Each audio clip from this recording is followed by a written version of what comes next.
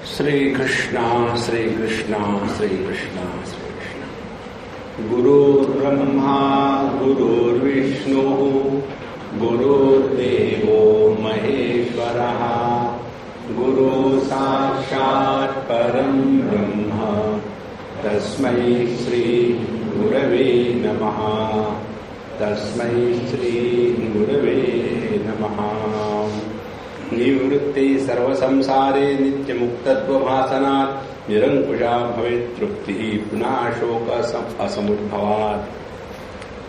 इस प्रकरण में हमने देखा कि जो जीव है ये 7 परिस्थितियों से गुजरता है। पहले तो अपने स्वरूप का अज्ञान, उस अज्ञान का आवरण के बाद विक्षेप के बाद सुखी दुखी होने के कारण फिर धक्के खाके बाबा जी के पास पहुंचो तो फिर वहां परोक्ष ज्ञान के बाद फिर सर को पटको, फिर अपरोक्ष ज्ञान, उसके बाद दुख की निवृत्ति और उसके बाद निरंकुशा तृप्ति। तो ये 7 परिस्थितियों से यह जीव गुजरता है। और ये होने के पश्चात आगे कहते हैं अपरोक्ष ज्ञान शोक निवृत्त्याखे उभे इमे अवस्थे जीवगे ब्रूते आत्मानं चेत् इति श्रुति।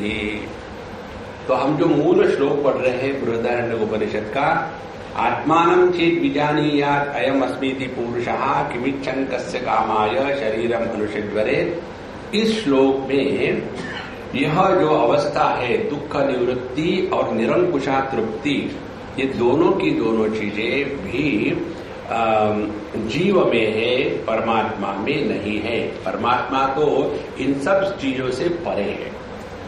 यहां तक हमको बताया था पिछले लेक्चर में। अब यहां आ जाता है कि ये जो 7 स्टेजेस है जिससे यह जीव गुजरता है, तो अब इसको लेकर के कुछ ऑब्जेक्शंस है और कुछ अनेक प्रकार के विचार है। ये 7 स्टेजेस को लेकर के ही चिंतन चलेगा आगे। कहते हैं अयमित्य परोक्षत्वम उक्तम तद विविधम भवे विषय स्वप्रकाशत्वात् धियापेयं तदीक्षणात्। तो ये जो अयम अस्मीति पुरुषः, अयम माने यह, दिस, इसका अर्थ और विस्तार से सूक्ष्मता से बताते हैं कि अयम इति अपरोक्षत्वम उक्तम। तो यह जीव ब्रह्मन है, परमात्मा है। अच्छा, ये 2 प्रकार से हमको समझना है, द्विविध। एक तो बात है यह जो परमात्मा तत्व है यह स्वयं प्रकाशित होने से इसको जानने के लिए किसी अन्य प्रमाण की या ज्ञान की आवश्यकता नहीं होती है। जैसे रूप रंग को जानने के लिए आंखों की आवश्यकता होती है, जैसे जागृत अवस्था को जानने के लिए देहात्म भाव की आवश्यकता होती है, वैसे अपने स्वरूप को जानने के लिए अन्य किसी की भी आवश्यकता नहीं है। यह स्वप्रकाश स्वरूपत्वात्, यह उसका अपना स्वरूप है।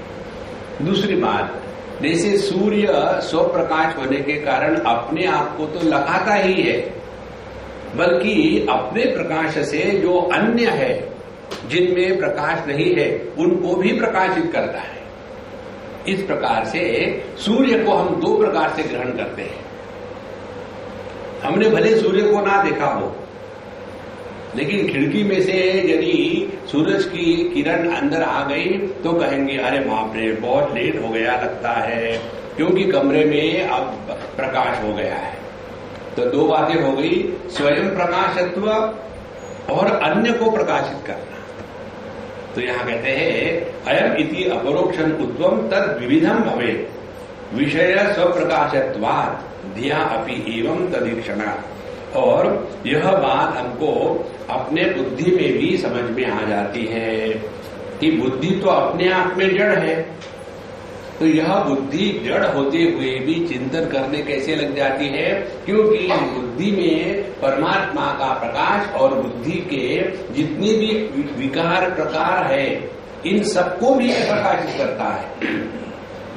तो जैसे कभी हमको ठीक समझ में आता है, कभी ठीक समझ में नहीं आता, कभी उल्टा समझ में आता है, कभी बहुत डलनेस है, तो ये जो बुद्धि के भिन्न भिन्न स्थितियां है, इनको प्रकाशित करने वाला जो और जो स्वयं प्रकाशित है, यह परमात्मा तत्व है। इसको कहते हैं अपरोक्ष ज्ञान। दो प्रकार से हुआ है। अच्छा, परोक्ष ज्ञान काले भी विषय स्वप्रकाशता समा ब्रह्म स्वप्रकाशम अस्तित्व विबोधनात्। तो परोक्ष ज्ञान काले भी हमको परोक्ष ज्ञान और अपरोक्ष ज्ञान, इन दो शब्दों को एक ही बार समझ लो, फिर मैं इसी शब्द का प्रयोग करूंगा। परोक्ष ज्ञान माने अभी जिसका हमको अनुभव नहीं हुआ है, लेकिन हमने किसी के कहने से, शास्त्र के कहने से, सत्संग में परमात्मा के, ब्रह्म के अस्तित्व को स्वीकार किया है, केवल सुन करके, उसको कहते हैं परोक्ष ज्ञान। और अपरोक्ष ज्ञान है कि जिसको हमने स्वीकार किया है, जिसकी सत्ता को हमने स्वीकार किया है, वह अपना स्वरूप है, इसमें जो अनुभूति है वह हो गया अपरोक्ष ज्ञान। तो कहते हैं परोक्ष ज्ञान काले भी, माने हमने अभी अनुभव तो किया नहीं, सुना ही है कि ब्रह्म होता है, ब्रह्म स्वयं प्रकाश है। तो ऐसा हमने अनुभव न होते हुए भी परोक्ष ज्ञान काले भी विषय और स्वप्रकाशता समा, मैंने चाहे हमको अनुभव होवे या न होवे, ब्रह्म के ये दो जो बातें हैं कि ब्रह्म स्वयं प्रकाशित है और अन्य को भी प्रकाशित करता है, ये वैसा का वैसा ही है। माने हमारे अनुभूति से कुछ लेना देना नहीं है, चाहे हम स्वीकार करें ना करें, चाहे हमको अनुभव होवे ना होवे, ये ऐसा ही है। देखो, जैसे बच्चों को क्या मालूम होता है कि अग्नि जलाता है, अब उसके मालूम होने न होने से क्या फर्क पड़ता है, हाथ लगाओ तो जलाएगा ही, क्योंकि वो है ही। इसी प्रकार से परोक्ष ज्ञान के समय भी ब्रह्म और अपरोक्ष ज्ञान के समय भी ब्रह्म में ये दो बातें हैं, ये वैसी की वैसी ही रहती है, अपने आप को प्रकाशित करना और अन्य को प्रकाशित करना। इसीलिए अस्ति प्रकाशम अस्ति इति एवं विबोधनात्। तो परोक्ष ज्ञान में इतना ही हुआ है कि हमने पहले ब्रह्म के अस्तित्व को स्वीकार किया, और जब स्वीकार करेंगे तब जाकर के अगली स्टेप होगी। तो इसमें बताते हैं कि एक ही वस्तु में जो परब्रह्म परमात्मा हमारा स्वरूप है, उसी वस्तु को परोक्ष ज्ञान और अपरोक्ष ज्ञान एक की वस्तु के बारे में दो कैसे हो सकते हैं। देखो, अब ऐसे समझो, हमको एक ने पूछा कहीं कि स्वामी जी आपको देख के हमको एक किसी की याद आ रही है, हमने फिर बोले नहीं, रोने की नहीं, याद ऐसी आ रही है कि आप कभी टीवी पर देखे हैं क्या, वो स्वामी अनुभवानंद, वो एग्जैक्टली आपके जैसे दिखते हैं, आप उनको जानते हैं क्या? अब क्या उत्तर दूं? Yes no, yes no. एक ही वस्तु के बारे में यस और नो दोनों कैसे होगा? या तो यस होगा या तो नो होगा। देखो, तो हम जानते हैं क्योंकि हम है, और नहीं जानते, जैसे आप जानते हो अपने से अन्य के रूप में, वैसे हम नहीं जानते। देखो, इसीलिए एक ही वस्तु के बारे में ये दो कैसे संभव है? अहम ब्रह्मेत्यनुल्लिख्य ब्रह्मास्ति तेवं उल्लिखेत परोक्ष ज्ञान में तन्न भ्रांतम बाधा निरूपणात्। अब यहां जरा विचार और सूक्ष्म हो रहा है। अहम ब्रह्म इति अनुल्लिख्य, तो जब हमने मैं ब्रह्म हूं यह नहीं अनुभव किया है, उस समय ब्रह्म अस्ति इति एवं कि ब्रह्म है यह उल्लिखे, ये हमको केवल ऑब्जेक्टिवली अंडरस्टैंड हुआ है कि ब्रह्म नाम की वस्तु है, अनुभव तो किया नहीं। तो ब्रह्म अस्ति इति उल्लिखेत, तो एतद् भ्रांतम न बाधा निरूपणात्, तो इस ज्ञान को भ्रांति नहीं समझना है। देखो, यह कल्पना नहीं है, ध्यान से सुनना, ये बहुत ही सूक्ष्म विषय है। कल्पना किसी की करना माने जैसे एक कोई इल्यूजन है, तो इल्यूजन क्या है और यह परोक्ष ज्ञान क्या है, इसका भेद समझ लें। इल्यूजन ये है कि जो भासता है, जिसका अनुभव होता है लेकिन वो होता नहीं, जैसे सूर्य का सूर्योदय सूर्यास्त, या तो यह मृगजल मृग तृष्णा, ये भासता है लेकिन होता नहीं, इसको इल्यूजन कहते हैं। और यदि हम यह जो परोक्ष ज्ञान है, हमने कभी अनुभव तो किया नहीं और मान तो लिया है, तो ब्रह्म के अस्तित्व को मानना क्या ये भ्रांति है, ये प्रश्न है। देखो कितना सूक्ष्म विचार है, क्योंकि देखा ने अनुभव नहीं किया, मान लिया खामोखा, तो ये तो भ्रांति है। तो बोले नहीं, न भ्रांतम बाध अनिरूपणात्, क्योंकि जब हम किसी इल्यूजन को देखते हैं तो इल्यूजन के बारे में जब हम इंक्वायरी करेंगे तो वह इल्यूजन गायब हो जाता है। देखो कैसे गायब हो जाता है, दिखेगा लेकिन हम उसको सत्य के रूप में स्वीकार नहीं करेंगे। मृगजल या मृग तृष्णा, इसको हम देखते हैं लेकिन वो है ऐसे स्वीकार नहीं करते। लेकिन ब्रह्म है, यह जो परोक्ष ज्ञान है, इस परोक्ष ज्ञान का कभी बाध नहीं होता। तो पहले परोक्ष ज्ञान, उसके बाद उसके ऊपर में इंक्वायरी, कॉन्टेम्पलेशन, चिंतन इत्यादि, और फिर यही परोक्ष ज्ञान अपरोक्ष अनुभूति में कन्वर्ट हो जाता है। इसीलिए परोक्ष ज्ञान का बाध नहीं होता, और जिसका बाध नहीं होता वही सत्य है, जिसका बाध होता है वह इल्यूजन है। देखो, और इल्यूजन के लिए विशेष परिस्थिति चाहिए।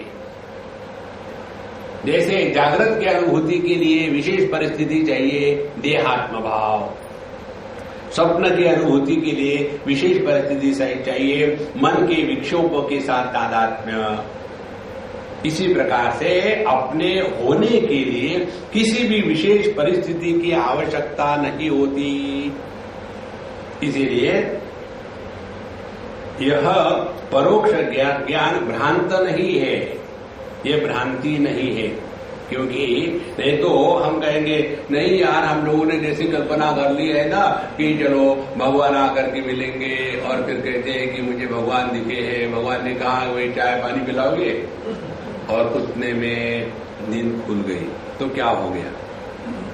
तो हम कहेंगे देखो ये जो चक्कर है ना, ये मणिराम का चक्कर है, इसके चक्कर में मत पड़ना। तो हम ब्रह्म के बारे में जो सुन रहे हैं, ये कहाँ सुन रहे हैं, ये भी तो मन में सुन रहे हैं ना। माने मन के द्वारा ग्रहण किया गया ये दुनिया का जो ज्ञान है, उसको तो हम भ्रांति कह रहे हैं। और इसी मन के द्वारा ब्रह्म के बारे में जो परोक्ष ज्ञान हमने आप्त वाक्य शास्त्र से सुना है, उसको हम भ्रांति नहीं कहते। ये डबल स्टैंडर्ड क्यों है, ये प्रश्न है। देखो महाराज, बड़ा सुंदर विचार है ये कैसे मालूम है, मन के ही माध्यम से हम सपने देखते हैं, उनको भ्रांति कह के छोड़ देते हैं। उसी मन के माध्यम से हम ये जगत जागृत अनुभूतियां करते हैं और उसको सत्य कहते हैं, और बड़े इंटेलिजेंट बनते हैं। इसीलिए यह परोक्ष ज्ञान माने ब्रह्म के अस्तित्व की स्वीकृति परोक्ष ज्ञान के द्वारा यह भ्रांति नहीं हो सकती, क्योंकि यही ज्ञान आगे जाकर के अपरोक्ष अनुभूति बनता है, यह ज्ञान कटता नहीं। अच्छा महाराज, तो ब्रह्म नास्तीति मानम चेत स्यात् बाध्ये तदा ध्रुवम न चैवं प्रबलम मानम पश्याम्यो तो न बाध्यते। अच्छा, ब्रह्म नहीं है ऐसा कोई प्रमाण हो, जैसे ब्रह्म है, प्रमाण माने शास्त्र का आधार, शास्त्र की अथॉरिटी। ये ब्रह्म है, ये तो शास्त्रों में मिलता है, अस्ति इति एव उपलब्धव्यः। लेकिन ब्रह्म नहीं है ऐसा कहीं शास्त्रों में नहीं मिलता। इसीलिए ब्रह्म नास्ति इति मानम चेत, यदि कहीं शास्त्र का प्रमाण हो, उपनिषद में हो कि ब्रह्म नहीं हो तो ठीक है, फिर उस ब्रह्म का बाद होना ये संभव है। लेकिन न चैवम प्रबलम मानम पश्यामः, लेकिन हमको तो ऐसा कहीं भी देखने को नहीं मिलता कि परमात्मा की उपलब्धि अभाव रूप से होवे। देखो आपको 2-3 बातें हम बताएंगे, ध्यान से सुनना। इस जगत में अभाव नाम की वस्तु नहीं है। इस जगत में अज्ञान नाम की वस्तु नहीं है। इस जगत में दुख नाम की वस्तु नहीं है। पकड़ो इसको, क्योंकि किसी का भी जो अनुभव आता है वो हमेशा अस्तित्व रूप से ही आता है। जैसे यह माइक है, ये भी माइक है, इन दोनों के बीच में माइक नहीं है तो माइक का जो अभाव है वह भी भावात्मक ही ग्रहण होता है। देखो उस कमरे में कौन है? कोई नहीं, तो कोई नहीं है माने अभाव का भी अनुभव हमेशा भावात्मक ही होता है। उसी प्रकार से अज्ञान, मुझे अंग्रेजी का ज्ञान नहीं है तो अंग्रेजी के अज्ञान को भी जानना ये ज्ञान ही तो है। देखो इसीलिए अभाव की सत्ता नहीं, क्योंकि वो है ही नहीं, तो अज्ञान की सत्ता नहीं क्योंकि संभव नहीं, और दुख की भी सत्ता नहीं क्योंकि दुख केवल प्रतीति है, वह आके चला जाता है। इसलिए ब्रह्म नास्तीति मानम चेत स्यात् बाध्येत तदा ध्रुवम न चैवम प्रबलम मानम पश्याम्यो हतो न बाध्यते। इसीलिए यह जो परोक्ष ज्ञान है इसको कल्पना मत कर लेना। कई लोगों का ये होता है कि ये जो है ना आध्यात्म स्पिरिचुअलिटी, ये तो बेकार लोगों के लिए बिल्कुल बिजी रखने के लिए बता देते ब्रह्म है, लगे रहो मुन्ना भाई। ऐसी बात नहीं है, हम कोई कल्पना की बात नहीं कर रहे हैं। अच्छा, यह जो हमारा ज्ञान है अपने बारे में कि हम ब्रह्म है और इसका हमको भान है, इस ज्ञान को क्या हम भ्रांति कहते हैं? व्यक्त्यनुल्लेख मात्रेण भ्रमत्वे स्वर्गधीरपि भ्रांति स्याद् व्यक्त्यनुल्लेखात् सामान्योल्लेख दर्शनात्। यदि हम कहेंगे कि हम ब्रह्म है, यह भ्रांति है, ये तो दिल बहलाने के लिए गालिब ख्याल अच्छा है, ऐसा कहेंगे तो स्वर्ग नरक, पिछला जन्म, अगला जन्म, पाप पुण्य, ये भी कल्पना ही होगी।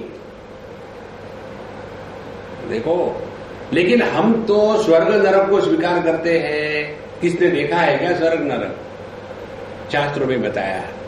जन्म मृत्यु किसने देखा है? किसी ने बताया, सुन लिया है। ना तो किसी को अपने जन्म की या मृत्यु की अनुभूति होती है। इसीलिए सबको भ्रांति करके शास्त्र का निषेध करना यह गलत बात है, क्योंकि हमने परोक्ष ने पहचाना है। इसका मतलब ये नहीं है कि यह भ्रांत ज्ञान है।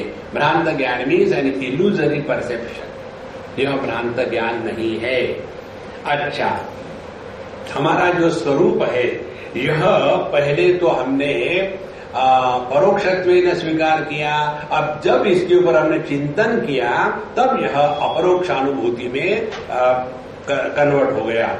अपरोक्षत्व योग्यस्य न परोक्षमति भ्रमः परोक्षमिति निर्लेखात् अर्थात् पारोक्ष संभवात्। अब जो अपरोक्ष है माने हम जाने न जाने, हम तो ब्रह्म है ही, ऐसा होते हुए भी ऐसा जो ब्रह्म है इसके बारे में परोक्ष ज्ञान प्राप्त करना ये तो गड़बड़ है ना। अब हम है ही, इसके बारे में किससे जानना है? यही तो चक्कर है।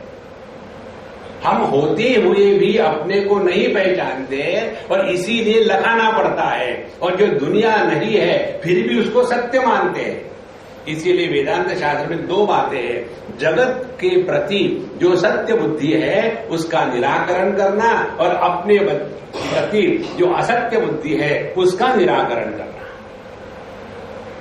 इसीलिए यह जो ब्रह्म वो हमारा जो स्वयं का स्वरूप है, अपरोक्षत्व योग्यस्य परोक्षम इति अनुल्लेखात्, तो यह परोक्ष ज्ञान जो है यह भ्रम नहीं हो सकता, क्योंकि यही ज्ञान आगे जाकर के अपरोक्षानुभूति होती है। तो गड़बड़ी क्या है? गड़बड़ी यही है, हम ये सोचते हैं कि परोक्ष और अपरोक्ष ज्ञान साथ साथ होता है, साथ साथ नहीं होता।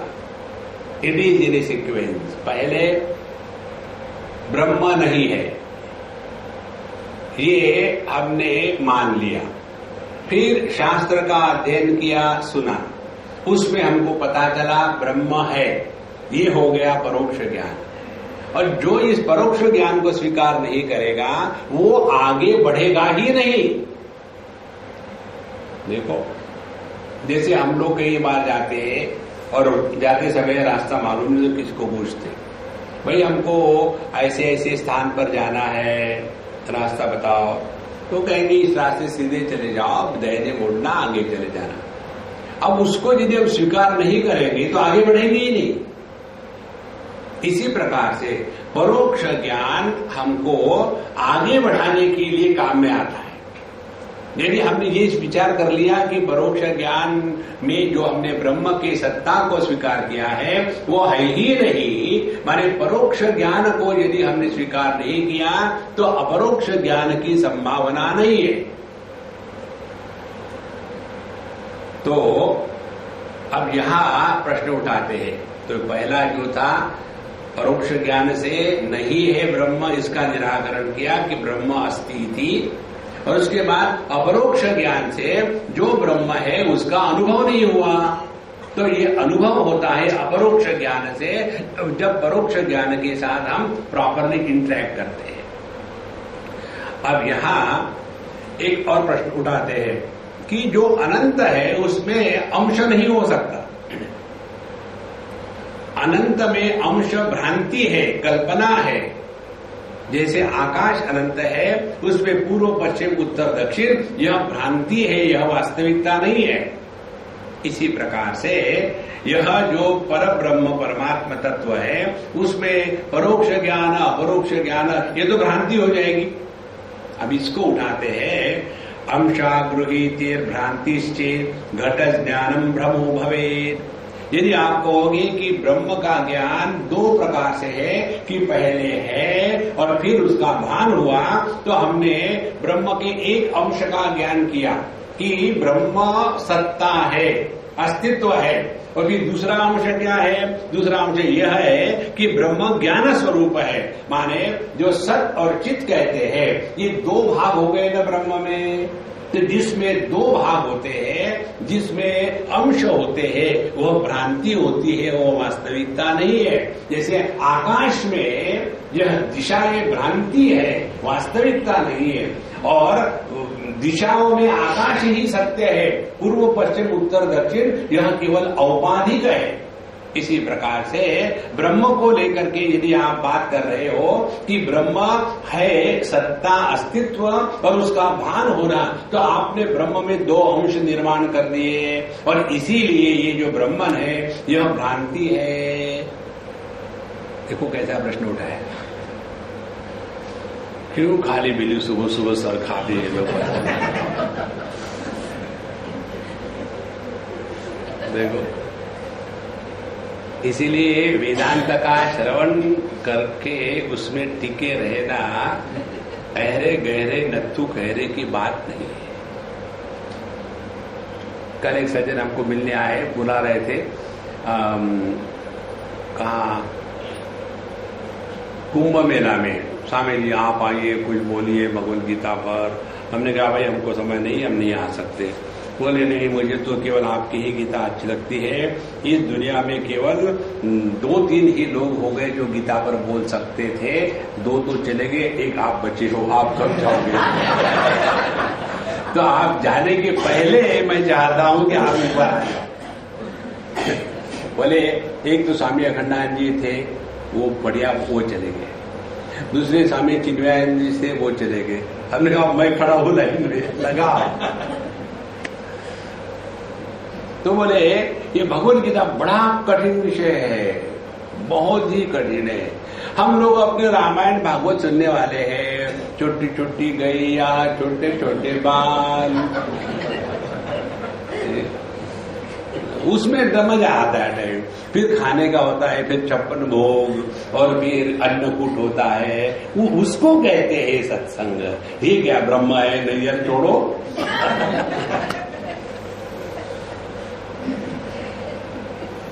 तो अंशागृहीत्वे भ्रांतिश्चे घट ज्ञानम भ्रमो भवेत्।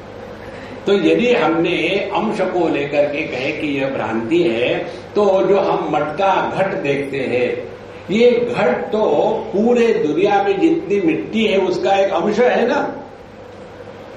पूरे घट की थोड़ी मिट्टी है, पूरे ही मिट्टी का थोड़ा घट बना है।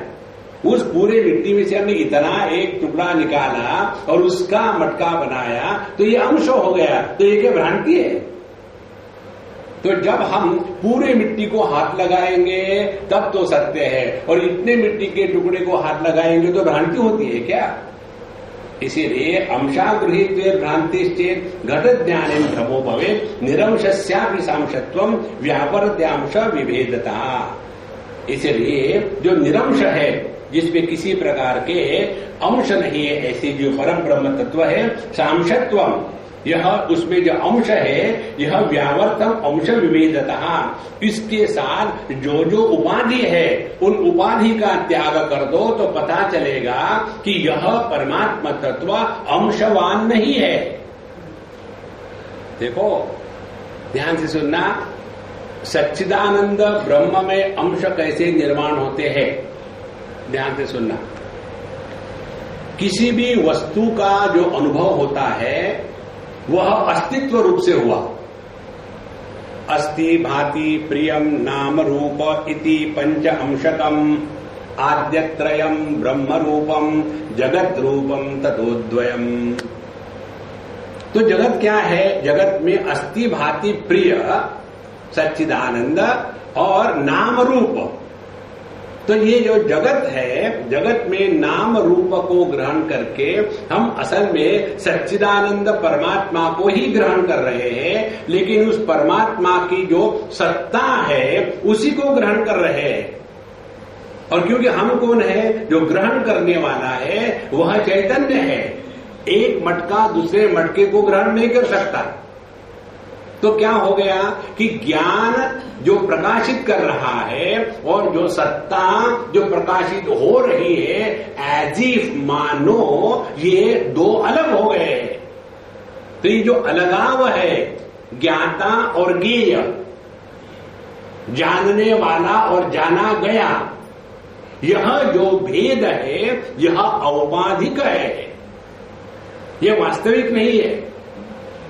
इसीलिए हमने देखा 9वें अध्याय में ध्यातृ ध्याने परित्यज्य ध्येयमेवावशिष्यते। जब ध्यान करने वाला और ध्यान की प्रक्रिया दोनों गायब हो जाएगी तो केवल एक तत्व मात्र रहता है। इसीलिए ये परमात्मा तत्व में यह भेद उपाधि के कारण भेद प्रतीत होता है, वास्तविक नहीं है। देखो, जगत के किसी वस्तु को हम ग्रहण करते हैं है के रूप में, और हम अपने को कैसा ग्रहण करते हैं? नहीं है के रूप में। माने एक ही सत्ता पर जानने वाला उपाधि के कारण और उसी सत्ता पर जाना गया, यह भी उपाधि के कारण निर्माण होता है। इसीलिए जब तक के यह औपाधिक भेद सत्य स्वीकार करेंगे तब तक के ये दुनिया का झमेला चलता रहेगा। और जब ये बात समझ में आएगी कि यह जो भेद है यह औपाधिक है, वास्तविक नहीं है, तो इस उपाधि के माध्यम से प्रकट होते हुए भी उपाधि के गुणधर्मों से प्रभावित नहीं होंगे। देखो, जैसे आदमी एक ही है, उपाधियां अनेक है, और यह जो उपाधिकृत आदमी है पति, भाई, बहन इत्यादि, यह जो उपाधिकृत व्यक्ति है ये पूर्ण व्यक्ति का एक अंश हो गया। तो एक आदमी पिता की उपाधि लगा करके पुत्र बना, तो इस एक आदमी का एक अंश पुत्र बन गया, दूसरा अंश पति बन गया, तीसरा अंश पुत्र बन गया, चौथा अंश बाप बन गया, पांचवा अंश भाई बन गया। तो क्या उसमें अंश हो गए क्या? उपाधि के कारण अनेकता प्रतीत होती है। इसीलिए यह जो परब्रह्म तत्व है, यह सत्ता एक ही है, उसमें अंश नहीं है, लेकिन उपाधि है, जाना गया और जानने वाला, इसीलिए इसमें द्वैत भेद प्रतीत होता है। इसीलिए निरंशस्यापि सांशत्वं व्यावर्त्यांश विभेदतः। तो यह जो ब्रह्म है, इसमें ये दो बातें नहीं है कि पहले अपरोक्ष था बाद में परोक्ष हो गया। We are not talking about two. अच्छा, तो यह जो ब्रह्म की बात चल रही है, असत्वांशो निवर्तेत परोक्ष ज्ञान तस्ततः आभानांश निवृत्ति स्यात् अपरोक्ष धिया कृता। तो जो असत्वांश निवर्तेत, पहले तो दो कौन से भाग हो गए थे ब्रह्म में कि ब्रह्म नहीं है और उसका भान नहीं होता, दो भाग हो गए थे। तो कहते पहला जो भाग है असत्वांश कि ब्रह्म नहीं है, इसका निराकरण होता है परोक्ष ज्ञान से, कि हमने जाकर के शास्त्रों में सुना है और सत्संग किया है, ब्रह्म है, ब्रह्म है, इसको हमने स्वीकार किया, तो ब्रह्म नहीं है, यह जो अंश था ये बाधित हो गया। उसके बाद अभानांश निवृत्ति स्यात्, फिर ब्रह्म होगा लेकिन अपने को तो कभी अनुभव आया ही नहीं। ये बोलना भी उसी के प्रकाश में हो रहा है। देखो महाराज, इसीलिए अभान अंश निवृत्ति स्यात् अपरोक्ष धिया कृता। तो जब इसी ज्ञान पर हम चिंतन करेंगे और उपाधि का त्याग करेंगे, तब हमको अपरोक्षानुभूति आएगी, और उस अपरोक्षानुभूति में ब्रह्म का अनुभव नहीं होता, यह भ्रांति मिट जाएगी। अब मालूम है चक्कर क्या है? चक्कर ये है, हमको अनुभव लेने के कौन से प्रकार मालूम है। एक तो ज्ञानेन्द्रिय के द्वारा, कर्मेंद्रिय के द्वारा, मन के द्वारा, बुद्धि के द्वारा। तो हम क्या करते हैं, इस पर ब्रह्म तत्व का अनुभव करने के लिए इनको लगा देते हैं। तो इनको लगा देना माने क्या? एक कुत्ता अपनी दुम को पकड़ने के लिए चक्कर काट रहा था, गिर गया। इसी प्रकार से हम ब्रह्म को पहचानने के लिए अपने इंद्रियों का उपयोग करते हैं, कर्मेंद्रिय का उपयोग करते हैं, मन का उपयोग करते हैं, बुद्धि का उपयोग करते हैं, और नीचे पटकी खा के गिर जाते हैं। देखो, न तत्र चक्षुर्गच्छति न वाक् गच्छति न मनः न विद्मः न विजानीमः यथा एतत् अनुशिष्यात्। इसीलिए जितनी साधना है, it is not doing something but it is undoing all what we have been doing in the past. तो यह जो अभान अंश है, अभान अंश माने ब्रह्म यदि है तो हमको दिखता क्यों नहीं? जो दिख रहा वही तो ब्रह्म है, दिखता क्यों नहीं माने क्या? देखो, तो प्रॉब्लम क्या है? प्रॉब्लम यही है कि जो दिखता है, जिसका अनुभव होता है, लेकिन ये वही अनुभव है, ये हमको कभी किसी ने लखाया नहीं हमने जाना। जैसे देखो,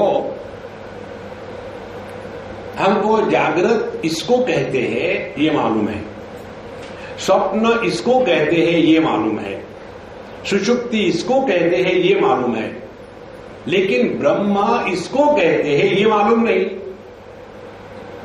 एक लेडी ने मुझे प्रश्न पूछा था, बुढ़ाऊ थी, बहुत ही शांत, एकदम आंखों में तेज, बड़ी शांत है।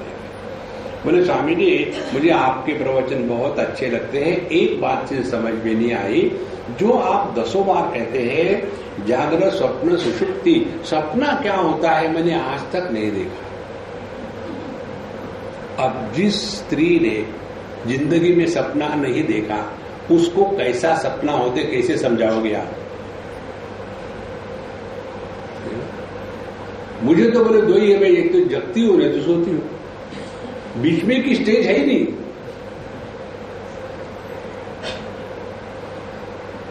त्रिपुरा रहस्य में आता है प्रत्येक व्यक्ति दिन में 50 बार निर्विकल्प समाधि में जाता है, लेकिन ये निर्विकल्प समाधि है, यह हमको पहचान नहीं है। वेदांत क्या करता है, हमको अपने आप से इंट्रोड्यूस करता है। एतद् वै तत् सर्वे वेदा यत् पदम आमनन्ति तपांसे सर्वाणि से यच्चरन्ति यदिच्छन्तो ब्रह्मचर्यं चरन्ति तत्ते पदम संग्रहेण ब्रवीमि ओम इत्येतद्। कठोपनिषद में यमराज कहते हैं कि सभी वेदों का तात्पर्य, सभी तपस्या का तात्पर्य, सभी अध्ययन का तात्पर्य इस एक पद को ही जानने में है, और वह पद ओम से लखाया जाता है। और यह जो ओम है, न जायते म्रियते वा विपश्चित् नायं भूत्वा भविता वा न भूयः अजो नित्य शाश्वतोऽयं पुराणः न हन्यते हन्यमाने शरीरे। इस तत्व का निरूपण करते समय क्या करते हैं कि केवल निषेध की भाषा में ही कह सकते हैं, न जायते न म्रियते, जिसमें जन्म मृत्यु का अभाव है, इसीलिए जो नित्य है, इसीलिए जिसका कभी अंत नहीं होता, जिसमें कोई विकार नहीं होते, विपश्चित यह ज्ञान स्वरूप है। इस प्रकार से इस तत्व को लखाने के लिए ही ये सभी शास्त्रों का अध्ययन है। वेदांत के द्वारा कोई भी एक बड़ी विचित्र आश्चर्यकारक कोई चमत्कार नहीं होता। जिनकी बुद्धि चमत्कारों में फंसी है वो वेदांत का अध्ययन कभी नहीं कर सकते। देखो, क्योंकि मनुष्य की बुद्धि इसमें बड़ी एकदम अट्रैक्ट हो जाती है। कई बार जैसे हम बात करते किसी से, जैसे बात की, स्वामी जी आपको सब पता है, आपको सब आता है क्या? ऐसा कुछ नहीं होता। Don't get carried away by the stupid things. अपने आप को समझे। देखो, वेदांतिक विशेषता क्या है, सभी संप्रदायों में, सभी पंथों में गुरु का महात्म्य होता है, शिष्य का महात्म्य होता है। वेदांत में तत्व का महात्म्य है। इसलिए कोई असली वेदांती होगा तो कभी भी शिष्य को बांध के नहीं रखेगा। वो कहेगा तुमने मेरे से अभी पिछले 15 साल से पढ़ा है, बढ़िया, अब मुझे छोड़ दो। अब जाकर के वो महात्मा के पास चलेगा। लेकिन वो महात्मा तो आपको बहुत गाली देते हैं, आपके बारे में बुरा बोलते हैं, उसमें कोई फर्क नहीं पड़ता। वहां जाके सुनो, और यदि मैंने जो बताया गलत साबित हुआ, इसको त्याग दो, उसको स्वीकार करो। महत्व व्यक्ति का नहीं है, महत्व तत्व का है। इसीलिए वेदांतियों की समाधि नहीं होती। देखो, भगवान शंकराचार्य की समाधि नहीं है कहीं। जिन्होंने देहात्म भाव का त्याग कर दिया है, उनको क्या फर्क पड़ता है, कोई वंदो कोई निंदो। भक्त की भी समाधि नहीं होती। भक्त कभी ये नहीं कहता, अच्छा भाई मैं जा रहा हूं, अब मेरी समाधि बांध देना। हाँ, उसने तो पहले ही अपने आप को मार दिया है, अब क्या मारोगे? इसीलिए संतो, यह जो अपरोक्ष ज्ञान है, यह ज्ञान कुछ वस्तु का निर्माण नहीं करता। जो हम हैं वही प्रकट हो जाता है। इसीलिए त्यागे ने के अमृतत्व मानसु, जो सब धारणाओं को त्यागने के लिए तैयार है, उसी को यह अनुभव आ सकता है। अन्यथा हमको वही लगेगा, हमने इतना किया, क्या मिला। जिसके दिमाग में क्या मिला आता है, अभी वो बनिया है, कुछ नहीं मिलने वाला। देखो, है हिम्मत तो आ जाओ मैदान में। नहीं तो हमने इतना किया, लेकिन बीबी नहीं मानती, बच्चे नहीं मानते, ऑफिस में प्रॉब्लम हो रही है, तुम क्या करें? नहीं, कुछ करने, तुम तो कर रहे हो ऑलरेडी। क्या कर रहे? मेरे लिए प्रॉब्लम खड़ी कर रहे हैं। इसीलिए अभामशान अंश अभानांश निवृत्ति अपरोक्ष दिया कृता। अब यह जो है, हमने जो 10 आदमियों की कहानी सुनी थी मूर्खों की, उसको कहते हैं दशमोस्तीति विभ्रांतम परोक्षम ज्ञानमीक्षते। जो भ्रांति में रो रहे थे उनके लिए पहले वो ज्ञानी पुरुष ने बताया कि देखो, तुम जिसको लेकर के रो रहे हो ना, वह 10वां आदमी है, रोना बंद करो। अभी उन्होंने जाना तो नहीं था कि कौन है 10वां आदमी, लेकिन कह तो दिया था 10वां आदमी है। तो रोने का जो मूल कारण था उस पर पहले उन्होंने एकदम कर्फ्यू लगा दिया, एंटीवायरस लगा दिया, 10वां अस्ति इति। इसको कहेंगे परोक्ष ज्ञान। अभी उन्होंने जाना नहीं कौन है 10वां आदमी, लेकिन जब इन्होंने कहा तो झूठ थोड़ी होगा। देखो, विचार ऐसा करते हैं। हमको ये विचार बहुत अच्छा लगता है अपने निसर्ग दत्त महाराज का। बोले, मैं तो दुकानदार हूं, पान बीड़ी बेचने वाला। गुरु महाराज को क्या मिलेगा ये बता करके कि मैं ब्राह्मण हूं, क्या मिलेगा? उनको कुछ नहीं मिलेगा। और दुकानदार क्यों झूठ बोलता है? क्योंकि मिलता है। यदि ये दुकानदारी कर रहे हो अध्यात्म में, तो इनको क्या मिलेगा? इसीलिए जिस भी व्यक्ति को इस जगत में कुछ भी करना है ना, वो आपको कभी उपदेश नहीं कर सकता ठीक से, वो आपको उपयोग में लाएगा। देखो महाराज, इसीलिए जब तक ये भ्रांतियां पूरी तरह से नहीं मिट जाती, तो 10वां अस्ति पहली भ्रांति कि ब्रह्म नहीं है, इसको हटा दिया परोक्ष ज्ञान से। तो 10वां आदमी जिसको लेकर के आप रो रहे थे, अरे बाबा रोना मत, वो है, अच्छी बात है बाबा है, कम से कम मरा तो नहीं। लेकिन वो 10वां आदमी दिखाओ कौन है? तत्वमसि।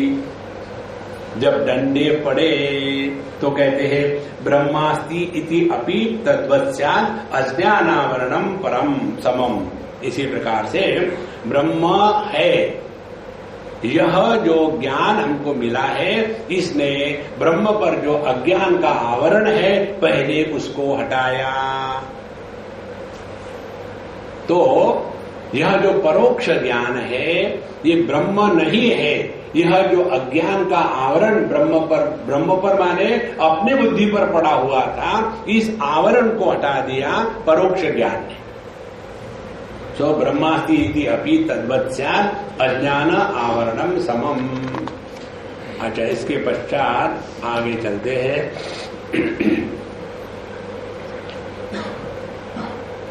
आत्मा ब्रह्मेति वाक्यार्थे निश्शेषेण विचारिते व्यक्तिरुल्लिख्यते यद्वत् दशमस्त्वीति असि इति अतः। तो उसी प्रकार से पहले ब्रह्म है कह दिया, और फिर यह आत्मा जो हम अपने को समझते हैं वह ब्रह्म है। तो परोक्ष ज्ञान में अभी आत्मत्व इंट्रोड्यूस नहीं किया था, ब्रह्म है स्वीकार किया। अब आगे बताते हैं जो ब्रह्म है तत्त्वमसि। इसलिए आत्मा ब्रह्मेति वाक्यार्थे, आत्मा ही ब्रह्म है, अयम आत्मा ब्रह्म, इस वाक्य का निश्शेषेण विचारिते। जब इसका ठीक से विचार करें, आप ध्यान से सुनना। जब 2 शब्दों का प्रयोग किया जाता है, आत्मा और ब्रह्म, और दोनों की एकता, तो पहले ये विचार करना है क्या हम 2 के बारे में बोल रहे हैं? देखो, आदमी और पति, क्या हम 2 के बारे में बोल रहे हैं? उपाधि के कारण वह पति है और उपाधि नहीं है तो आदमी है। देखो, तो पंचकोशों की उपाधि को महत्व दिया तो जीव बन गया, पत्नी को महत्व दे दिया पति बन गया, पत्नी का महत्व निकाल दिया माने बाहर घूमने चले गए। देखो, एकदम जीवन में परिवर्तन आ जाता है। तो जितनी समस्या है यह औपाधिक व्यक्तित्व की समस्या है, और इस औपाधिक व्यक्तित्व का त्याग करना यही साधना है। आपको याद होगा, आपने कितनी बार बताया है, जब ध्यान के लिए बैठे तो insist loudly to yourself कि आई एम नोबडी, और फिर बैठो। पता नहीं मुझे बच्चों के लिए खाना भी बनाना है, मेडिटेशन भी करना है, जो भी करना है, तो मेडिटेशन करने के लिए बैठे। कौन बैठे? माँ बैठी, तो क्या करेगी? टिफिन पैक करेगी। फिर मेडिटेशन के लिए बैठे, स्वामी ने कहा है, फिर क्या करें? शिष्य या गुरु या भगत करेगा, शिष्य गुरु भगत करेगा तो परेशान होगा। Remain as Mister Nobody. यह औपाधिक बोझा, यही हमको परेशान कर रहा है। हमने आपको अनेक प्रकार के बोझे बताए, याद होगा तो। एक होता है बाहर का बोझा, सर के ऊपर में सूटकेस रख लो या कंधे के ऊपर में होल्डर रख लो। होल्डर माने पर्स, बाहर का बोझा। तो जब तक के बोझा है तब तक के परेशान है। इसीलिए माताएं जहां भी जाती है स्वयं बैठने के पहले प्रतिष्ठा करती है, क्या कहते हैं, प्राण प्रतिष्ठा। बोझा था, उतार दिया, ये बाहर का बोझा। दूसरा बोझा है अपने स्थूल हो गया। फिर दूसरा बोझा है फिजियोलॉजिकल बोझा।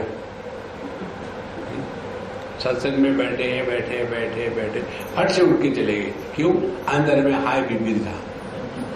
तो जो बीपी का बोझा है, ब्लड प्रेशर, देखने वाले को लगता है इतना सूक्ष्म विचार चल रहा है और ये फट से उठ के क्यों गया, अंदर में भी सूक्ष्म कार्यवाही हो रही थी। जब वो बोझा नहीं सह सके तो त्यागे देंगे अमृत तो भागो। देखो, फिजियोलॉजिकल बोझा। तीसरा बोझा होता है मानसिक बोझा। हमको ये मिलना चाहिए, ये नहीं मिल रहा, शादी होना चाहिए, शादी नहीं हो रही है, इसी चक्कर में फंसा हुआ है। देखो, और ये जो बोझा है कि मैं पति हूं, मैं पत्नी हूं, मैं भाई हूं, मैं बहन हूं, और इस सब को मिला करके मैं बड़ा दुर्दैवी हूं, I am the most unlucky one. ये पूरे भूतकाल का सभी व्यक्तित्व का बोझा जो है वही हमको दुखी कर रहा है। बचपन में बोझा होता है मैक्सिमम माँ बाप का, ये मत करो, वो मत करो, ऐसा मत करो, वैसा मत करो। जैसे जैसे उम्र बढ़ती है बोझा बढ़ना शुरू हो जाता है। दोस्त आते हैं, दुश्मन आते हैं, पढ़ाई आते हैं, रोग आता है, सक्सेस आती है, फेलियर आती है। ये करते करते करते फिर शादी हो गई, फिर बोझे ही बोझे।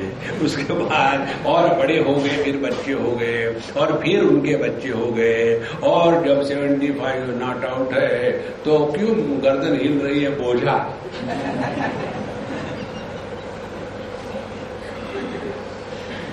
जितनी साधना है ना संतो, हटाओ इस बोझे को, और कुछ नहीं है। हमने ही निर्माण किया और हम ही परेशान हो रहे। देखो, हम ही खाना बनाते हैं और हमको खिलाते हैं, और फिर परेशान होते हैं, स्वामी जी को अच्छा लगा कि नहीं, अरे खत्म करो, और हमको याद नहीं रहता, कई बार अच्छा ही देना पड़ता है। और रोज का यही धंधा, कितनी बार झूठ बोले यार।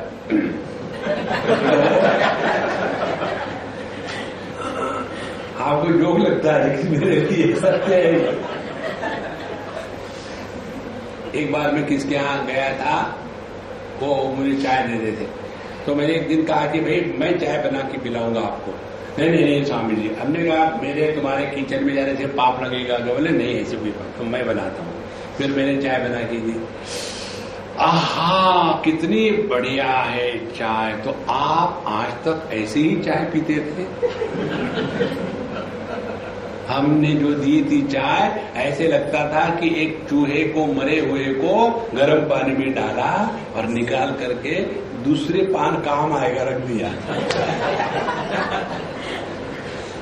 और आपकी चाय में कितना मजा आ रहा है। देखो, तो ये जब तक उपाधि का बोझा है तब तक के सुख दुख है। तो पूरी साधना वेदांत में यही कहते हैं कि आत्मा ब्रह्म है। माने दो वस्तु के बारे में हम नहीं बोल रहे हैं, जैसे पति और आदमी दो के बारे में नहीं बोल रहे, है तो आदमी ही सत्य, उपाधि के कारण उसको पति कहा है। इसी प्रकार से है तो एक ही ब्रह्म, इस पर भी चिंतन करो। आकाश एक है, रूप अनेक है, शांति एक है, शब्द अनेक है। रूप और शब्द यही नाम रूपात्मक जगत है। ये दोनों नाम रूप जब मिट जाते हैं गहरी नींद में, उस समय एकमेवाद्वितीय, वहां अन्य की प्रतीति नहीं है। अन्य की प्रतीति नहीं है तो कोई इच्छा नहीं, कोई डर नहीं, कोई क्रोध नहीं, कोई अपना नहीं, कोई पराया नहीं, कोई लाभ नहीं, कोई हानि नहीं। अब हम अपने ही अनुभवों को नहीं ठीक से विश्लेषण करते, कौन हमको मदद कर सकता है? करना कुछ नहीं है महाराज। तो जैसे आकाश रहता है निर्लिप्त, सबको आधार दे रहा है, लेकिन किसी के भी द्वारा प्रभावित नहीं होता, इसी प्रकार से यह जो चेतन सत्ता जो एकमेवाद्वितीय है, इसमें यह जागृत स्वप्न सुषुप्ति के बादल आते हैं, मंडराते हैं, कभी बरसाते हैं, कभी आवाज करके निकल जाते हैं, और कभी बादल नहीं होते। तो बरसने वाले बादल हो गई जागृत अवस्था, बिन बरसने वाले बादल हो गई स्वप्नावस्था, और दोनों का अभाव हो गई सुषुप्ति अवस्था, और यह हमेशा चल रहा है। देखो, इसीलिए आत्मा ब्रह्मेति वाक्यार्थे निश्शेषेण विचारिते, पूर्ण रूप से इसका चिंतन करना है, निश्शेषेण। इसके बाद और चिंतन करने को कुछ बचे ही नहीं। तो आत्मा ब्रह्म है का तात्पर्य ये नहीं समझना कि हम दो वस्तु के बारे में बोल रहे हैं, जैसे महाकाश और घटाकाश। तो क्या हम दो आकाशों के बारे में बोल रहे हैं? आकाश तो एक ही है। उसी आकाश में घट के उपाधि को रखने के कारण उसमें घटाकाश नाम की एक औपाधिक अभिव्यक्ति हो गई। ध्यान से सुनना, जो गुण धर्म महाकाश के है वही वैसे के वैसे ही घटाकाश के होते हैं। ऐसे नहीं कि महाकाश में यह वायु या अग्नि या जल इत्यादि उसको प्रभावित नहीं कर सकते। इसी प्रकार से घटाकाश का जो आकाश है, क्या उसमें इनका प्रभाव होता है? नहीं होता। इसी प्रकार से जो परमात्मा एकमेवाद्वितीय है, चाहे वो उपाधि युक्त रहे या उपाधि रहित रहे, किसी भी प्रकार से अभाव, अज्ञान और दुख, इन तीनों का जस्टिफिकेशन नहीं हो सकता। देखो महाराज, इसको कहते हैं अवच्छेदवाद की प्रक्रिया। अब प्रतिबिंबवाद की प्रक्रिया देख लो, उसमें भी यही आता है। सूर्य आकाश में है और उसका प्रतिबिंब पानी में पड़ा है, तो आकाशस्थ सूर्य जो है यह पानी के द्वारा प्रभावित नहीं हो रहा, पहली बात। दूसरी बात, यह जो सूर्य का प्रतिबिंब पानी में पड़ा है, क्या ये प्रतिबिंब भी पानी के द्वारा प्रभावित हो रहा है?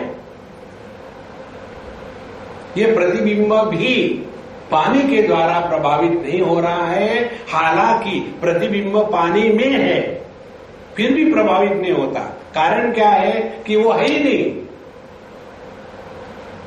लेकिन दिखता तो है। यही तो सौंदर्य है, जो दिखता हो लेकिन ना हो, उसी को कहते हैं इल्यूजन, उसी को कहते हैं भ्रांति।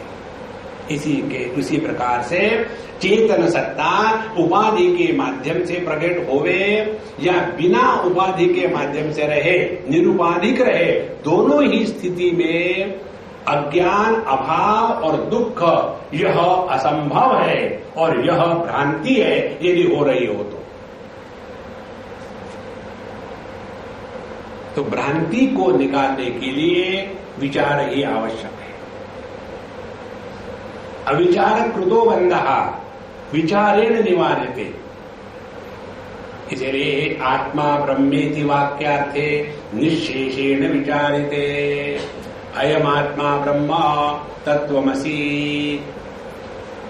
इस वाक्य का अर्थ यदि विस्तार से और सूक्ष्मता से जब हम चिंतन करेंगे तो व्यक्ति उल्लिख्यते यद्वत् दशमत्वम असि इति अतः, तो व्यक्ति को ये एकदम स्पष्ट समझ में आ जाता है कि आत्मा और ब्रह्म ये दो नहीं है, एक ही है। किसी संदर्भ से उसको आत्मा कहते हैं और संदर्भ ना हो तो उसको ब्रह्म कहते हैं। जैसे आकाश और पूर्व दिशा एक ही है। जब सूर्य और पृथ्वी की उपाधि का संदर्भ है तो उसको पूर्व कहेंगे, और यदि पृथ्वी और सूर्य के उपाधि का संदर्भ नहीं है तो उसी को आकाश कहेंगे। तो जब जगत का संदर्भ है, नाम रूप का संदर्भ है, तो परमात्मा को जगत कहेंगे। जब परिच्छिन्नता का संदर्भ है तो परमात्मा को जीव कहेंगे। जब परोक्षता का संदर्भ है तो परमात्मा को ईश्वर कहेंगे। तो यह जो संदर्भिक प्रतिपादन है, औपाधिक अभिव्यक्ति है, इसमें भेद प्रतीत होते हैं। ध्यान से सुनना, प्रतीत होते नहीं। जैसे घटाकाश और महाकाश, इनमें जो भेद है वो प्रतीत है, वास्तविक थोड़ी है। इस पर भी बड़ा चिंतन करने की आवश्यकता है। जैसे हम एक गिलास को, इसमें वस्तु को रखा और यहां से वहां ले गई तो वस्तु भी घूम रही है। क्यों? कि गिलास घूम रहा है। गिलास के अंदर क्या है? आकाश है, घटाकाश है। अब इसीलिए क्योंकि ये वस्तु उपयोगी प्रतीत होती है, हम कहेंगे घटाकाश नाम की वस्तु है। लेकिन वस्तु भले घूम रही हो, उसके अंदर रखी हुई वस्तु भी घूम रही हो, लेकिन घटाकाश घूमता नहीं। देखो, पृथ्वी कहाँ है ये प्रश्न वैलिड है, पानी कहाँ है ये प्रश्न वैलिड है, अग्नि कहाँ है दिल में ये वैलिड है, वायु कहाँ है पेट में ये वैलिड है, लेकिन आकाश कहाँ है ये प्रश्न नहीं बनता। वेदांत में इसका चिंतन करते हैं। आकाश कहाँ है? आकाश कहाँ है? तुम्हारे खोपड़ी में। जहां मन को सुला दिया गहरी नींद में, तो हम कहां होते हैं? भारत में कि पाकिस्तान में? तो यह जो आकाश है, तस्मात् आत्मनः आकाश संभूतः आकाशाद् वायुः। यह आकाश केवल एक मन का प्रक्षेपण है। और मन क्या है? मन परमात्मा की औपाधिक अभिव्यक्ति है। देखो कहां चला गया आत्मा ब्रह्म का भेद, निश्शेषेण विचारिते। इसको कहते हैं वेदांत में चिंतन। यदि ये होने की पश्चात आपके मन में ये प्रश्न आएगा, ठीक है हम ब्रह्म हैं, आगे क्या? ये ऐसा ही है। एक आदमी गया एक बड़े 5 स्टार होटल में, यार मैं जाके आया, क्या कुछ नहीं हुआ? क्यों? क्या किया? वहां जाकर के मैंने सबके सब मेनू पढ़ लिए। मेनू पढ़ने से थोड़ी पेट भरता है, खाना पड़ता है। अच्छा, हमको क्या मालूम? इसी प्रकार से शब्द मात्र से कुछ नहीं होगा। इसीलिए वाक्यार्थ है, वाक्य का अर्थ, इसका क्या अर्थ है। इसीलिए जब तत्वमसि महावाक्य का उपदेश होता है कि तुम ब्रह्म हो। समझ में आया? हाँ, क्या समझ में आया? महाराज आप ब्रह्म है, मैं नहीं बाबा, ये इसका अर्थ नहीं है। तत्वमसि यह उपदेश है और अहम ब्रह्मास्मि यह अनुभूति है। नहीं तो शब्द का अर्थ ग्रहण करते करते आदमी गड़बड़ हो जाता है। तो यद्वत् दशमः त्वम् असि इति अतः। तो ये 10 मूर्खों की कहानियों में क्या बताया था कि यही किया था। दशमः क इति प्रश्ने त्वमेवेति निराकृते गणयित्वा स्वेन सह स्वमेव दशमं स्मरेत्। तो ये जो 9 लोगों ने ये सोचा था, ये 10 लोगों ने जो सोचा था कि 9 है 10वां नहीं है, तो पहले गुरु महाराज ने आके कहा कि 10वां है यह परोक्ष ज्ञान, और फिर उस 10वें को लखाना है। तो क्या क्या उन्होंने गिनना शुरू कर दिया, गणित्वा, तो शुरू कर दिया 1 2 3 4 5 6 7 8 9 जोर से टन। ओ गॉड, गॉड ने 10 को 10 नंबरी, ये यही है 10 नंबरी। और एक बार ही केवल हमको पहचानना है, ये सबसे बड़ी श्रेष्ठ बात है वेदांत की। You don't have to practise it twice,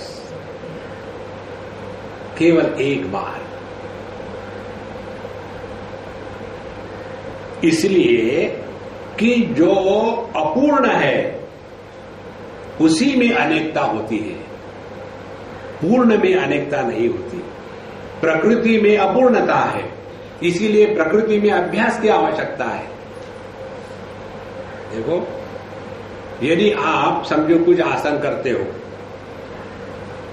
एक कौन सा आसन है, बहुत ही शरीर मोड़ासन है, वो पता नहीं कैसे करते हो। पैर को लगा के रखते पीछे, एक पैर को फिर ऐसा आप करके इधर कुछ देखते हैं, पता नहीं, भयानक है। तो उसको आप समझो करते हो, उसको आप मत करो 6 महीने के लिए। 6 महीने के बाद जाओ करो, नहीं हो पाएगा, क्योंकि जब तक अभ्यास है तभी तक प्रकृति के क्षेत्र में आपको शांति है। अभ्यास छूट गया गया। उसी प्रकार से ये जो कंठस्थ रखने की बातें हैं, देखो भगवद गीता कंठस्थ में ऊर्ध्व मूलमद जागम शुद्धम रावरम जनाशे से प्रणाम। 1 महीने तक बिल्कुल मत कहो एक बार भी ऊर्ध्व मूलो ऊर्ध्व मूलो ऊर्ध्व मूलो, वही की वही घूम रहा है, आगे नहीं जा पाओगे। तो प्रकृति जहां है वहां विकृति स्वाभाविक है। विकृति को बचाने के लिए संस्कृति है। परमात्मा को अपने अथर्वशीर्ष में आता है, ओम व्रातपतये नमः। व्रातपति माने the boss of the uncultured. व्रात मीन्स अनकल्चर्ड। मराठी में शब्द आता है वात्रट। देयर वात्रट इज देयर गणपति। नो उनका बॉस। क्योंकि परमात्मा में विकृति ही नहीं है, तो संस्कृति की क्या आवश्यकता है। इसीलिए यह ज्ञान केवल एक बार होता है, 2 बार नहीं। ये 2 बार हुआ तो फिर भ्रांति है। इसीलिए गणित्वा स्वेन सह स्वम एव दशमं स्मरेत्। फिर उसको समझ में आता है कि जिस ब्रह्म की हम बात कर रहे थे, तदेव ब्रह्म त्वं विद्धि नेदम यदिदम उपासते। जिस ब्रह्म की बात हो रही है, यह हमसे अन्य नहीं है, वही हमारा स्वरूप है। देखो, इस ग्रंथ में पंचदशी में किस प्रकार से खरोच खरोच करके एक एक जो संभावित प्रश्न है उनको उखाड़ा है।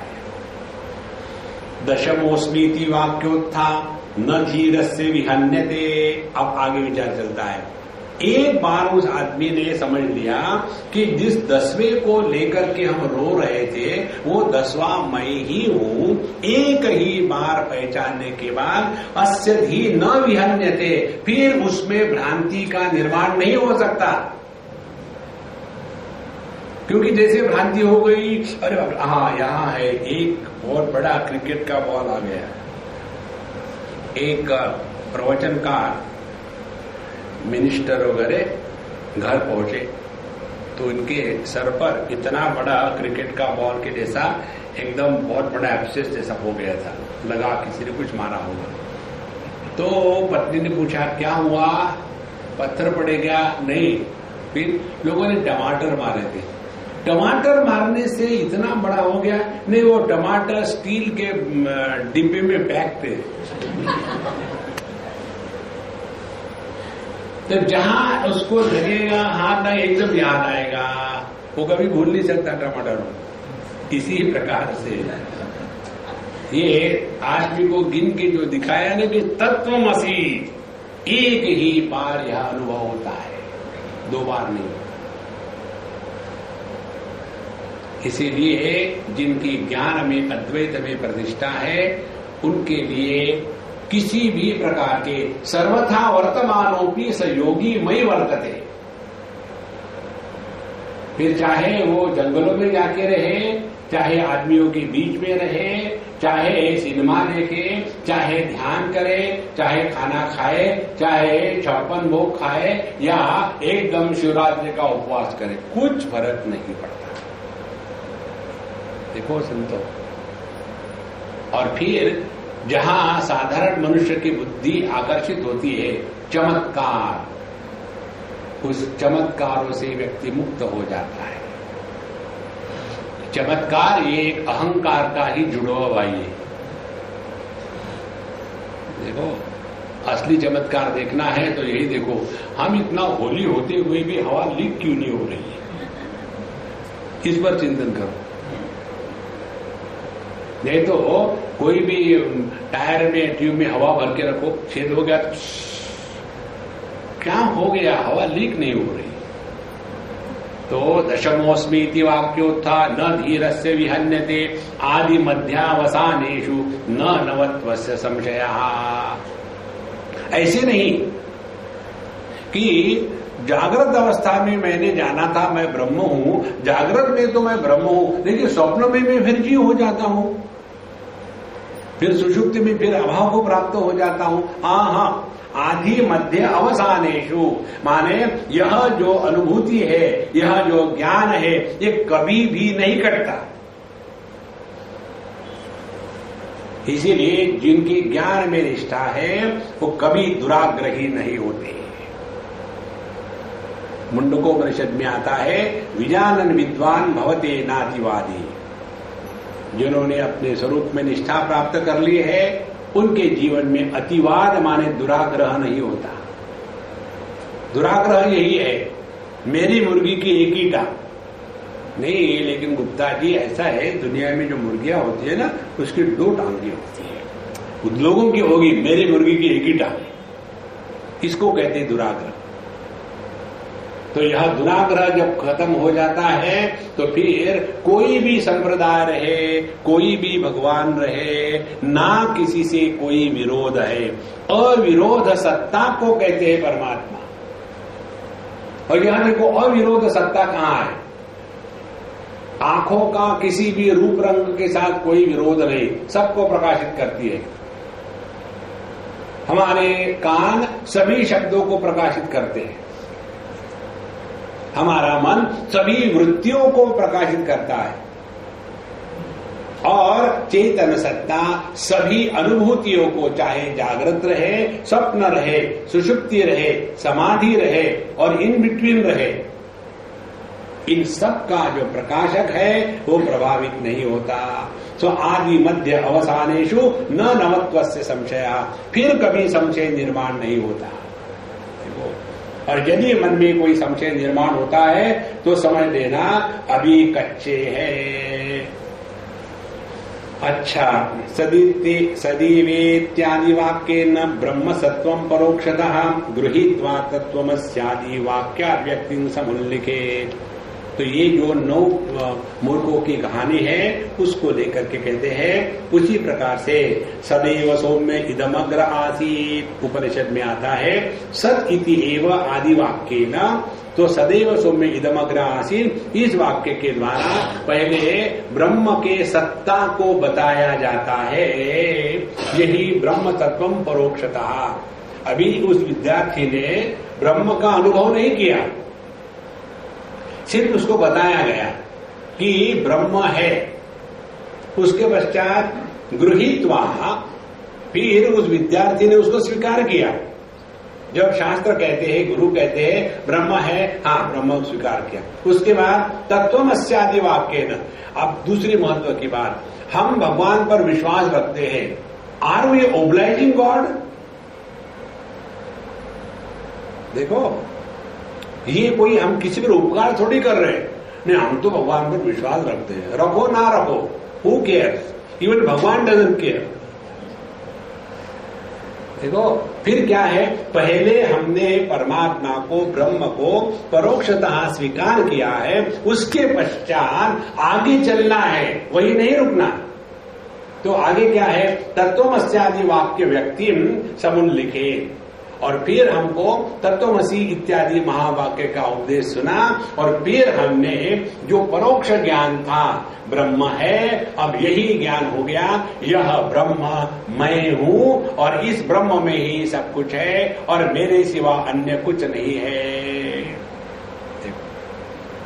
और ये जो मैं है ब्रह्म के साथ लगा हुआ, अहम ब्रह्मास्मि, ये जो अहम है, यह अहम हस्बैंडोस्मि ऐसा अहम नहीं है। यह अहम एकमेवाद्वितीय है। देखो, जैसे आंखों से मैं देख रहा हूं, कानों से मैं सुन रहा हूं, नाक से मैं सूंघ रहा हूं, पैरों से मैं चल रहा हूं, तो ये जो एक मैं है सभी इंद्रियों के व्यापारों के साथ जुड़ा है। ऐसे नहीं कि आंखों से देखने वाला मैं अलग होता है, कानों से सुनने वाला मैं अलग होता है।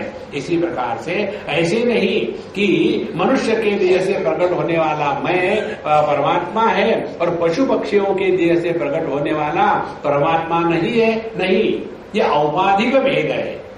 इतना ही नहीं, सचराचरम, जो जड़त्व है उसमें भी वही परमात्मा है, जो चेतन है उसमें भी वही है।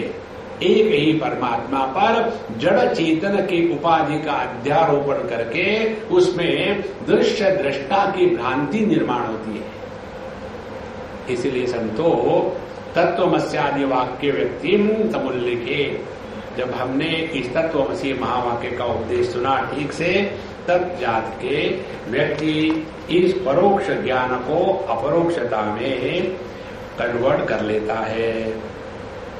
आदि मध्यावसानेषु स्वस्य ब्रह्मत्वधीर्यं नैव व्यभिचरे तस्मात् अपरोक्षम प्रतिष्ठितम। और यह ब्रह्मत्वधी, अब हमको एक ही बार यह अनुभव होता है कि हम परिच्छिन्न व्यक्तित्व नहीं है, और उसके पश्चात यह अनुभव किसी भी हालत में नहीं कटता। देखो, बहुत सहज बात है संतोष, हमने इसके ऊपर में एक्सपेरिमेंट किए। जैसे और ये बातें समझने के लिए बड़ी कठिन पड़ती है, क्योंकि हम दुराग्रही हैं। दुराग्रह को हटाने के लिए हम जाते हैं गुरु के पास, अपनी मनवाने के लिए नहीं। लेकिन हम मानते कहाँ हैं? जैसे एक व्यक्ति थे, उनको कुछ आध्यात्मिक प्रॉब्लम थी, शारीरिक प्रॉब्लम थी, क्या करें? हमने कहा देखो हम बताएंगे लेकिन आप मानोगे नहीं। मैं नहीं स्वामी जी, मैं मानूंगा जो आप कहेंगे। हमने कहा आप क्या क्या करते हो? साधना, प्राणायाम करते हो? हाँ। योगा करते हो? हाँ। उसके पश्चात जप करते हो? हाँ। सुबह उठ के ठंडे पानी से नहाते हो? हाँ। तो सब बंद कर और 9 बजे तक सो, मंदिर में मत जाओ, पिक्चर देखो 9 इडियट्स। 9 इडियट्स ये कौन सा पिक्चर है? 3 बार देखो ना।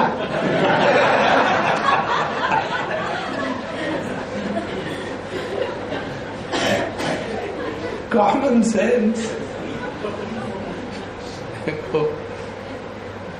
इससे क्या होगा? हमें होना बंद हो जाएगा, कुछ नहीं होगा। ऐसा हमने अपने आप को जकड़ के रखा है, ये नहीं समझते जितनी समस्या है ये समस्या इस औपाधिक व्यक्तित्व को है। और जब हम उपाधि में फंसे रहते हैं तो लोग क्या कहेंगे? मैं होटल में गया तो लोग कहेंगे इतने अच्छे घर का आदमी है, एक चीप होटल में जा रहा है, 5 स्टार में जाओ तो चलो। ये सब अपनी बुद्धि का खेल है महाराज, कहीं फंसो मत। जब तक ये मैं बना रहेगा ना, तब तक के आपके हृदय में आनंद प्रकट नहीं होगा। और जब आनंद प्रकट हो जाता है ना, तब हम किसी के सामने कुछ प्रूव करने की स्ट्रगल नहीं करते। हमारा पूरा जीवन इसी में चला गया है। लोग क्या कहेंगे? एक जगह पे शादी का चक्कर चल रहा था और उस लड़की का बाप, उसकी एक ही समस्या कि लोग क्या कहेंगे, मेरे लड़की ने इससे शादी कर ली तो। किसको फर्क पड़ता है किसने किससे शादी करी है? अपनी कल्पना है। देखो, हम लोग अपने घर में करते हैं ना कि घर को रंग करना है, फर्नीचर बदलना है, ऐसा करते हैं। वहां साउथ बॉम्बे में जाकर के घर लेंगे। कहा? कप परेड में सभी को कप हो रहा है तो वही जाके देंगे। सब कॉफी निकले, काफी कॉफी निकले। केवल ये मन का चक्कर है।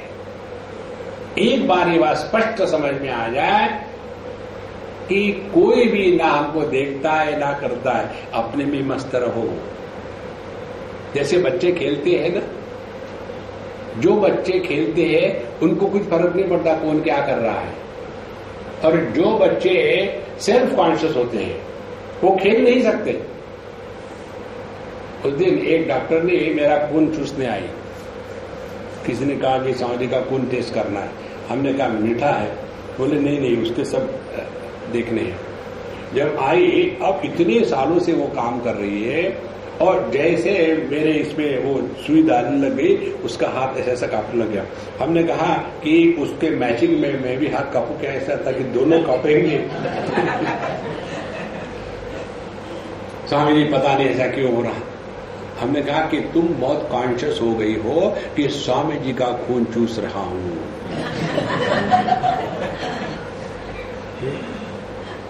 जहां हम ओवर कॉन्शियस हो जाते हैं, we start behaving in a funny manner.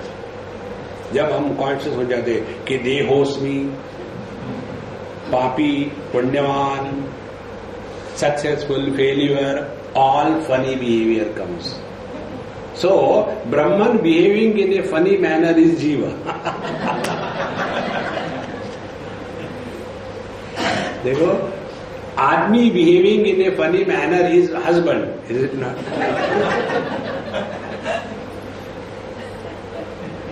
यदि ये आदमी और हस्बैंड के सिद्धांतों को समझ लो ना, तो आपने पूरा वेदांत समझ लिया। द्वा सुपर्णा सविता सगाय समारम वृक्षम परिशस्व जाते तयो अन्यः पिप्पलम साधुमत्ति अनश्नन अन्यः अविजाकशीति। तो इस पेड़ पर दो बैठे हैं, एक आदमी है और दूसरा पति है। जो पति है वो फल खाता है सुख दुख के और सुखी दुखी होता है। जो आदमी है वो मस्त रहता है। इससे वेदांत मेड सिंपल आपको कहीं नहीं मिलेगा। इसीलिए संतो आदि मध्यावसानेषु स्वस्य ब्रह्मत्वधीयम नैव व्यभिचरे। फिर इसमें कभी खोट नहीं आएगी। Only once for all. फिर इससे कोई फर्क नहीं पड़ेगा। जैसे भक्त को कुछ फर्क नहीं पड़ता लोग क्या कहते हैं, इसी प्रकार से जो ज्ञान में निष्ठावान है उनको भी कुछ फर्क नहीं पड़ता। कारण क्या है? भक्ति की पराकाष्ठा और ज्ञान की पराकाष्ठा दोनों का अनुभव एक ही है, अलग नहीं है। कई लोग शरणागति को लेकर के परेशान होते हैं। एक सज्जन आए, स्वामी जी शरणागति करा दो। हनुमान लेट जाओ। शब्द शब्द शब्द क्या करना चाहते करा दो। ये कोई छोटा बच्चा का मम्मी बाथरूम करा दो। यानी मूर्खता की पराकाष्ठा। तो नहीं वो विविचरे तस्मात् अपरोक्षम प्रतिष्ठितम। तब अपरोक्ष ज्ञान की प्रतिष्ठा होती है कि जब हमारे जीवन में फिर से मैं देह हूं और मैं जीव हूं, ये दो बातें निर्माण नहीं होती। देखो, हमारे स्वामी खंडानंद जी के जीवन की कहानी वो बताते थे कि उन्होंने किसी महात्मा को, सिद्ध पुरुष को सिखाया था, पढ़ाया था भागवत की कथा। और पूरी होने के पश्चात उन्होंने कहा कि देखो पंडित जी, आपने मुझे ज्ञान दिया, ज्ञान फ्री नहीं लेना चाहिए, लेकिन मेरे पास कुछ है नहीं, मैं अवधूत हूं, तो मैं तुमको बताता हूं, सुनो। इस क्षण के बाद अपने को जीव मानने से इनकार कर दो, ये मेरी तुमको दक्षिणा है। और महाराज जी कहते हैं उसके पश्चात कभी भी मेरे अंतःकरण में एक बार भी वृत्ति नहीं उठी कि मैं जीव हूं। जीवात्म भाव की निवृत्ति यही वेदांत की ही पराकाष्ठा है। अन्यथा पापी पुण्य, स्वर्ग, नरक, वैकुंठ, कैलाश, वहां जाकर के कहोगे अपना बम्बई ठीक है। ओम पूर्णमदः पूर्णमिदं पूर्णात् पूर्णमुदच्यते पूर्णस्य पूर्णमादाय पूर्णमेवावशिष्यते।